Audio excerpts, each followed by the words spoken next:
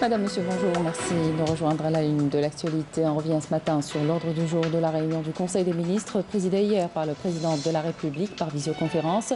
La réunion a été consacrée à l'examen de 3 projets d'ordonnance relatifs au secteur de la justice et de l'industrie pharmaceutique.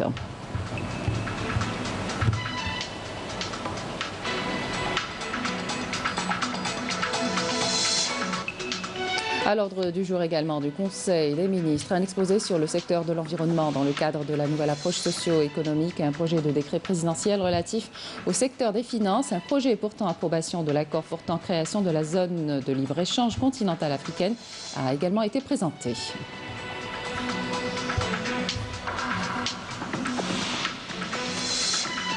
L'actualité nationale, c'est aussi la situation épidémiologique en Algérie avec le dernier bilan communiqué hier par les autorités sanitaires qui fait état de 364 nouveaux cas Covid positifs, 261 guérisons et 10 décès. Les détails dans un moment. Et le non-respect des consignes de sécurité relatives à la situation épidémiologique en Algérie n'est pas la seule cause de décès en cette période estivale. En seulement 2 jours, 7 victimes ont été repêchées dans des zones interdites à la baignade à Amsterdam. Et puis la mer a tout de même ses plaisirs. Le kitesurf, un sport nautique fort en sensation qui gagne de plus en plus de popularité chez nous. Autre lieu de détente et de plaisir à vous faire découvrir ou redécouvrir dans ce journal, le jardin d'essai d'El Hamma, un des plus beaux jardins au monde. Bienvenue à tous. Le président de la République, Abdelmajid Tebboune, chef suprême des forces armées, ministre de la Défense nationale, a présidé hier une réunion du Conseil des ministres par visioconférence. Une réunion consacrée à l'examen et au débat de 3 projets d'ordonnance, dont 2 relatifs au secteur de la justice qui concernent la prévention et la lutte contre le phénomène de bandes de quartier. Le deuxième porte sur le code de procédure pénale. Le chef de l'État a chargé le ministre de la Justice d'élaborer une loi contre le kidnapping pour préserver la sécurité des citoyens et de leurs enfants, présenté par le ministre de l'Industrie pharmaceutique. Le 3e projet d'ordonnance amende et complète la loi relative à la santé. Abdelmajid Tebboune a ordonné une série d'instructions visant à relancer le secteur pharmaceutique en Algérie, affirmant que le marché du médicament en Algérie doit être adapté à la nouvelle approche économique. Plus de détails avec Amel Bouarba.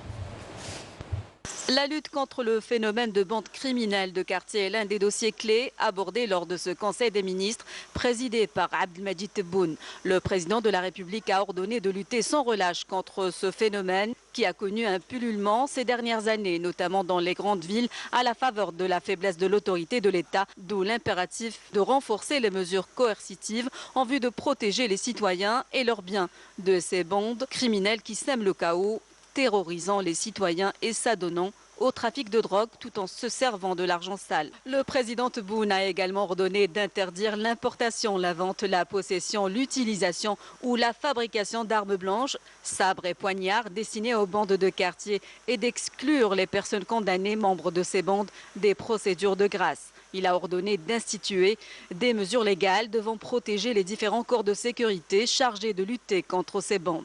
Le président de la République a donné des instructions à l'effet d'intensifier l'action de la Commission nationale et des sous-commissions locales créées dans le cadre du dit projet d'ordonnance soumis au débat tout en impliquant la société civile dans la lutte contre cette criminalité passible de peine proposée allant de 5 ans à la perpétuité en cas d'homicide, assorti d'une amende allant jusqu'à 2 millions de dinars. De même, le président Tebboune a chargé le ministre de la Justice, garde des Sceaux, d'élaborer une loi contre le kidnapping. Concernant l'amendement du Code des procédures pénales, le président de la République a salué les dispositions contenues dans ce projet visant la promotion de la justice pénale, amendant et complétant l'ordonnance 155-66 du 8 juin 1966. Il est question ainsi de consolider la spécialisation de la justice pénale en créant de nouveaux pôles, l'amendement des dispositions relatives aux privilèges de juridiction dont bénéficient certaines catégories de hauts responsables de l'État et l'introduction de nouvelles dispositions inhérentes au recours à la visioconférence dans les procédures judiciaires. Autre dossier majeur sur lequel s'est penché ce Conseil des ministres, l'industrie pharmaceutique. Le président de la République a donné une série d'instructions visant à relancer ce secteur. Il a ainsi ordonné d'assurer à la société Saïdal un accompagnement particulier afin de lui permettre de recouvrer son leadership en matière de production de médicaments et de récupérer sa précédente part du marché national, laquelle se situait aux environs de 30%, avant d'être réduite à 10% en raison des manipulations en faveur de l'importation. À cet effet, le président Tebboune a donné des instructions pour accorder la priorité à l'augmentation de la production nationale pour ce qui est de la fabrication de médicaments et réduire la facture d'importation de 400 millions de dollars d'ici la fin de l'année en cours. Il s'agit également d'accorder à l'Agence nationale des produits pharmaceutiques placée sous la tutelle du ministère de l'Industrie pharmaceutique les prérogatives de réguler, d'organiser le marché et de développer l'industrie pharmaceutique. Abdelmajid Tebboune a d'autre part ordonné d'introduire un article dans le projet présenté au débat pour le contrôle du stock de médicaments afin d'éviter l'importation anarchique observée dans la circulation des médicaments arrivés à expiration ou stockés au lieu d'être détruits. L'accent est mis aussi sur la nécessité de lutter contre les laboratoires et lobbies impliqués dans des opérations d'importation clandestine de médicaments dans le but de nuire à la production nationale et de transférer la devise illégalement. Le président de la République a ordonné d'ouvrir la voie aux jeunes et aux start-up pour accéder au monde de l'industrie pharmaceutique, comme il a insisté pour renforcer le contrôle en coordination avec les pays voisins, notamment dans le sud, face aux trafiquants de psychotropes et de drogues, utilisés parfois en tant qu'armes pour déstabiliser les États. La ministre de l'Environnement a présenté hier lors de la réunion du Conseil des ministres un exposé sur la feuille de route de relance et de développement des activités de son secteur dans le cadre de la nouvelle approche socio-économique. Le ministre des Finances, pour sa part, a présenté un projet de décret présidentiel définissant les mesures adaptées aux procédures de conclusion des marchés publics dans le cadre de la lutte contre la propagation de la pandémie de la Covid-19. De son côté, le ministre des Affaires étrangères a présenté un projet portant approbation de l'accord portant création de la zone de libre-échange continentale africaine conclu le 21 mars 2018 à Kigali. Les détails avec Badia Amrani. Le Conseil des ministres s'est penché sur 3 autres secteurs importants. Il s'agit de l'environnement, des finances et du commerce. Concernant le secteur de l'environnement et à l'issue de l'exposé de la première responsable du secteur, visant à assurer aux citoyens un cadre de vie qualitatif en tant que priorité absolue, le président de la République a ordonné de s'intéresser davantage à l'environnement et œuvrer en coordination avec la société civile pour embellir nos villes. Il a également ordonné de relancer le projet du barrage vert comme priorité pour lutter contre la désertification, de coordonner les politiques de protection de l'environnement avec les différents programmes internationaux, de mettre en exergue le rôle de l'Algérie dans la lutte contre les émissions de gaz à effet de serre et de se conformer aux conventions internationales. Abdelmajid Tebboune a également ordonné de charger le ministre délégué chargé de l'environnement saharien de se rendre au sud pour mettre en place un plan d'urgence de lutte contre la pollution au niveau des sites archéologiques et touristiques et pour l'amélioration du réseau d'assainissement.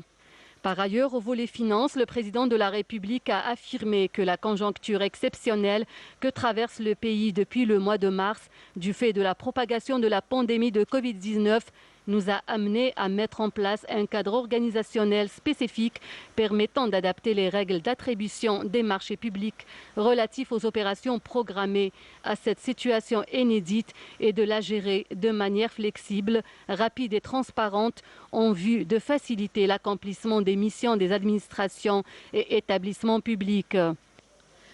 Sur un autre registre et après ratification de l'accord portant création de la zone de libre-échange continentale africaine et des protocoles y afférents conformément à l'orientation stratégique de notre politique étrangère, le président de la République a donné des orientations aux ministres concernés sous la supervision du Premier ministre à l'effet de tirer avantage des expériences de libre-échange qu'a connues l'Algérie avec les autres ensembles régionaux en vue de s'assurer de l'origine africaine des biens et marchandises en circulation dans la zone de libre-échange et dont le taux d'intégration ne doit être inférieur à 50%. Cet accord, qui entrera en vigueur le 1er janvier 2021, permettra aux opérateurs économiques d'accéder au marché africain et de tirer profit des efforts déployés par leur pays en matière de renforcement de l'infrastructure de base du continent, aussi bien à travers la route transsaharienne que par la modernisation du réseau ferroviaire, mais également le projet du port de centre d'El Hamdaniya, ce qui devra augmenter le volume des échanges commerciaux hors hydrocarbures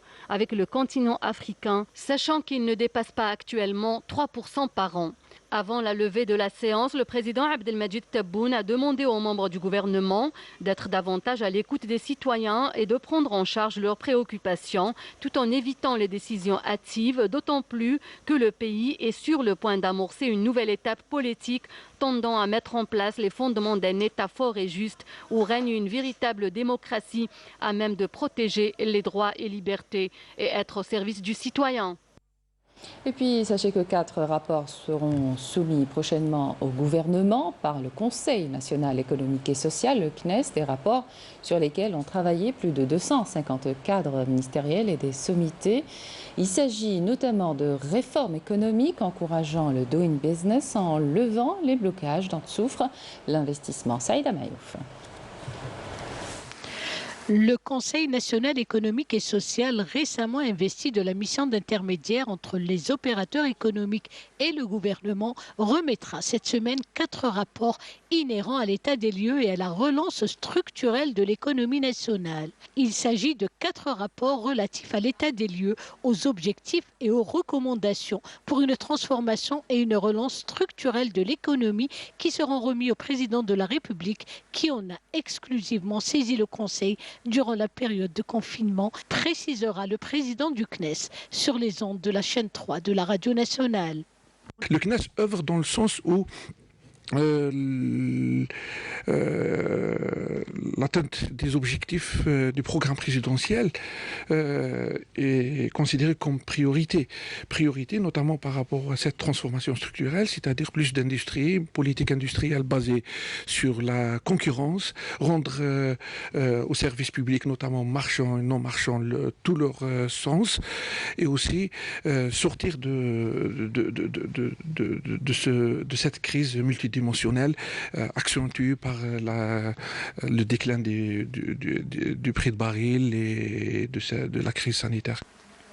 Les rapports sont inhérents au système national d'information statistique, au système coopératif dans le domaine agricole, à la transition énergétique et enfin au doing business. Ce dernier volet contient l'ensemble des entraves recensées par le Conseil en matière de climat des affaires en Algérie. À ce propos, le professeur Ridatir affirmera que l'acte d'investir ou de doing business ne peut être plus accessible que par l'acte de la levée de la pénalisation, permettant ainsi de renforcer le sentiment de sécurité chez l'investisseur. L'évitement d'un certain nombre de blocages en matière d'investissement. Nous avons revu le doing business. Le doing business, pour votre information, je le déclare pour la première fois aujourd'hui, a été transféré sur notre demande du ministère de l'Industrie vers le CNES.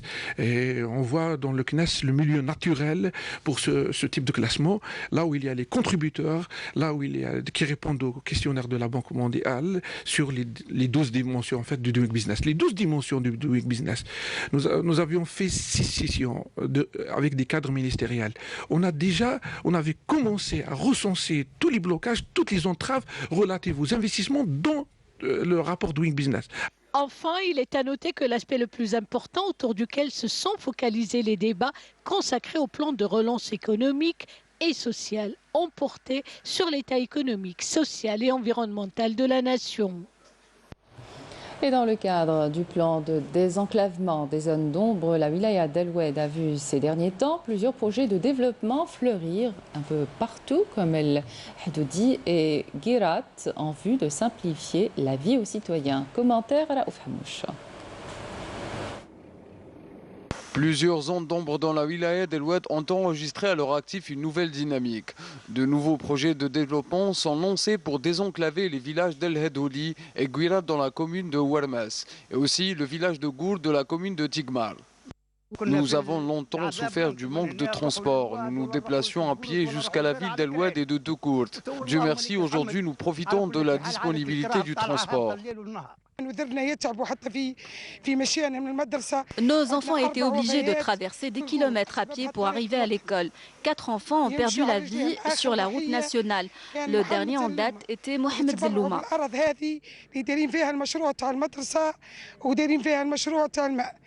Plusieurs projets de développement concernent ces régions enclavées, parmi lesquelles l'installation de citernes d'eau, une école primaire, ainsi qu'un raccordement de gaz de ville d'une distance de 27 km. Par ailleurs, plusieurs infrastructures routières sont également prévues. Les villages de Gouilat et d'El Hedhoudi, classés comme zone d'ombre, ont bénéficié d'importants projets de développement, comme la réalisation d'un axe routier reliant le siège de la commune aux 2 villages avec une distance de 23 km, d'une valeur de 20 milliards de centimes. Ajoutez à cela un raccordement de gaz de ville de 27 km estimé à 3,2 milliards de centimes. Cela va permettre certainement à toutes ces régions d'ombre de prendre un nouveau départ. Dans l'actualité nationale également, la situation épidémiologique plutôt stable ces dernières semaines. Les autorités sanitaires ont fait état de 364 nouveaux cas Covid positifs, 261 guérisons et 10 décès. Écoutez à ce propos le porte-parole du comité scientifique de suivi de l'évolution de la pandémie du coronavirus, le Dr Jamal Fourar. Aujourd'hui, le dimanche 30 août 2020, nous allons vous donner, comme d'habitude, un point de situation complet sur l'évolution épidémiologique de la Covid-19 en Algérie depuis le début de la pandémie à ce jour. Pour ce qui est des principaux indicateurs enregistrés au cours de 24 dernières heures, nous avons 364 nouveaux cas, 270 nouvelles hospitalisations, 261 patients guéris, 29 patients en soins intensifs et 10 décès. Avec la notification de 364 nouveaux cas au cours de 24 dernières heures, l'incidence est de moins de 1 cas pour 100 000 habitants au cours des 24 dernières heures, bien sûr, et 23 wilayas n'ont pas notifié, déclaré de cas au cours de 24 dernières heures. 14 wilayas ont notifié entre 1 et 9 cas et 11 wilayas ont notifié 10 cas et plus.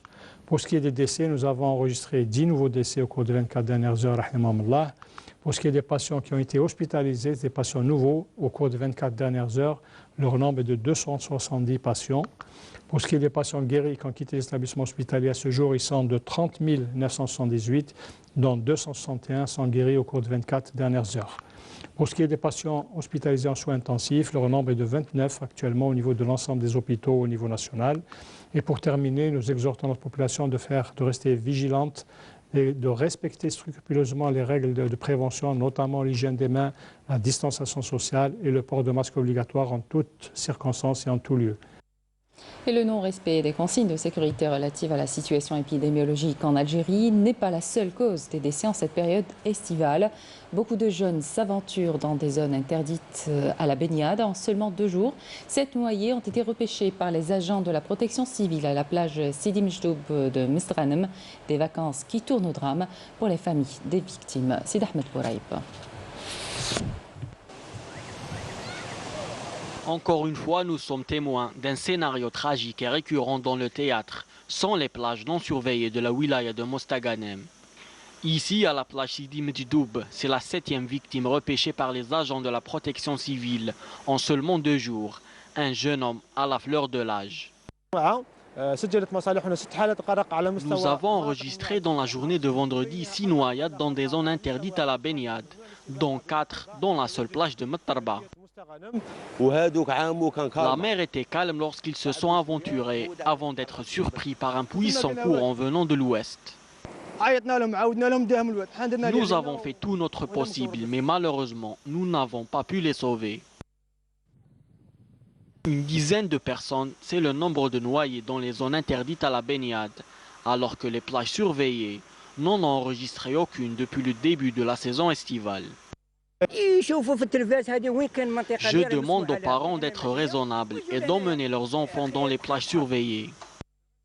Même s'il y a des maîtres nageurs, les parents doivent quand même garder un œil sur leurs enfants. Nous avons enregistré à travers les 39 plages autorisées à la baignade de la wilaya de Mostaganem près de 3 millions d'estivants. Nous avons également enregistré 690 interventions, notamment dans des zones rocheuses interdites à la baignade, où nous avons réussi à sauver environ 200 personnes de la noyade. Respecter les consignes, éviter les plages interdites à la baignade et surveiller les plus jeunes. Des facteurs essentiels pour passer des vacances en toute sécurité. La mer a tout de même ses plaisirs. Lina, Bilal, Boualem et les autres kitesurfeurs savent surfer sur la vague au sens propre.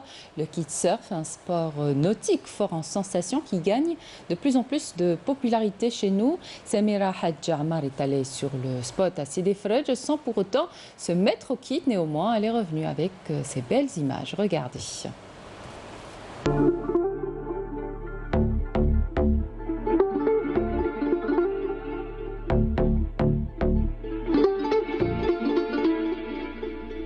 Vent modéré, météo beau fixe, des ingrédients de base pour s'élancer sur les vagues de la Mare Nostrum. Du kitesurf, oui, en Algérie, ça s'installe et on en est ravis.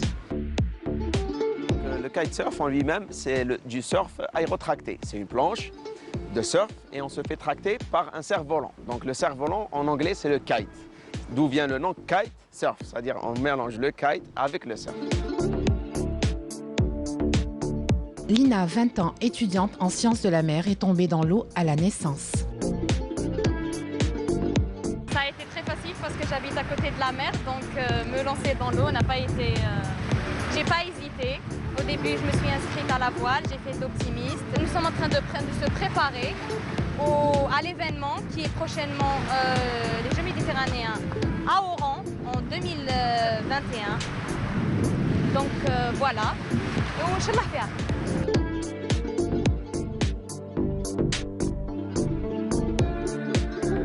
À 17 ans, Bilal est déjà accro aux sensations fortes. Son rêve, surfer sur les mers et les océans du monde entier.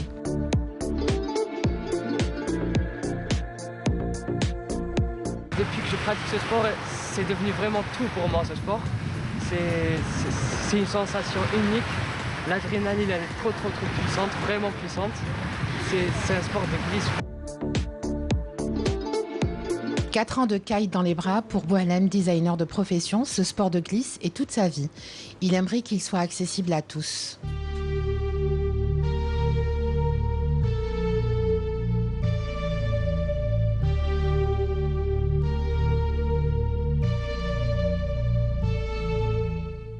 Je suis athlète national du kitesurf. Pour ma carrière sportive, pour ce sport-là, j'aimerais bien de participer à des concours nationaux, internationaux, mondiaux, carrément. Donc voilà. Et puis pour le développement de ce sport ici, on aimerait bien d'avoir plus de popularité, plus de spots destinés, surtout les spots destinés à ce sport-là. Presque on n'a pas ici en Algérie. Genre la majorité des spots ils sont dédiés à la baignade plutôt pas au kite. De l'initiation à la formation des formateurs, Islem, l'entraîneur de la Fédération nationale de kitesurf, nous en dit plus. Il faut bien sûr faire un stage, car c'est un sport qui demande beaucoup d'intention. Donc pour le stage, c'est une formation qui dure en 5 séances. Chaque séance dure 3 heures. En 5 séances, la personne elle devient autonome. Et après, c'est le perfectionnement et avec des cours qu'on va suivre au fur et à mesure.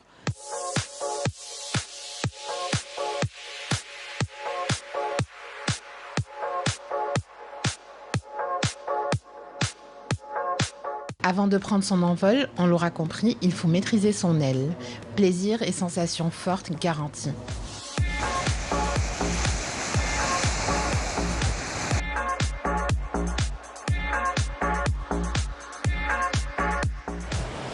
On change de décor pour vous emmener au jardin d'essai d'Al-Hama, situé au cœur de la capitale. Il est considéré comme l'un des plus beaux jardins au monde. Qu'est-ce qui fait de ce lieu une renommée mondiale? Feya Al-Hamdi nous le dit dans ce reportage.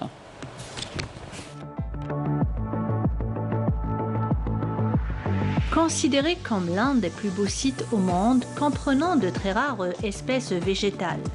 Le jardin des Seydi El Hamma n'en est pas moins un espace de loisirs très prisé par un public nombreux. L'immensité du jardin luxuriant, qui s'étend tout de même sur 32 hectares, et la fraîcheur qu'offrent ces arbres centenaires et ces allées majestueuses font de ce lieu une destination privilégiée. C'est un jardin qui abrite des espèces botaniques de différents continents, donc des 5 continents, beaucoup plus des espèces exotiques. Donc le jardin il a passé par plusieurs phases, donc depuis sa création jusqu'à l'indépendance, notamment donc, le passage d'une simple pépinière d'acclimatation des plantes vers un jardin d'acclimatation, vers un jardin botanique. Et là, donc, il est devenu un jardin donc, de conservation des espèces botaniques ex situ. On est en pleine phase de classement. On a déposé déjà un dossier de classement au niveau de la ministère, auprès d'une commission du ministère de l'Environnement qui a l'habilité de classer les jardins à l'échelle nationale. L'allée des Dragonniers, l'allée des Ficus, dont les deux principales sont l'allée des Bambous et l'allée des Palmiers. Plusieurs sculptures en pierre d'Émile Gaudissart ornent ces allées. À l'extrémité nord de l'allée des Dragonniers se situe le jardin zoologique qui rassemble des spécimens de la faune d'Afrique du Nord et de quelques animaux sauvages. Sans oublier que ce jardin a constitué un lieu de tournage de plusieurs films, à l'image de Tarzan en 1932. En 1932, quelques séquences ont été tournées ici, au niveau du jardin, sous cet arbre. L'acteur a utilisé les racines que vous pouvez les voir, c'est des racines aériennes, ce n'est pas des cordes comme on croyait, donc en voyant le film en noir et blanc, mais c'est des racines aériennes et très solides. Donc l'acteur les a utilisées pour se déplacer d'un endroit vers un autre. En plus, il y a le bassin, juste derrière moi, il y a le bassin voilà, où les séquences ont été tournées. Il a également été une source d'inspiration de plusieurs artistes et sculpteurs qui ont mis leur touche artistique à travers des statues, reflétant l'environnement algérien. Un jardin antique qui a une histoire culturelle, scientifique et environnementale de renommée internationale. Et c'est la fin de cette édition. Merci de votre attention. Tout de suite, les prévisions météo avec Amel Aribi et puis l'information continue sur les liens qui s'affichent sur votre petit écran. Excellente suite de programmes sur Canal Algérie. À demain.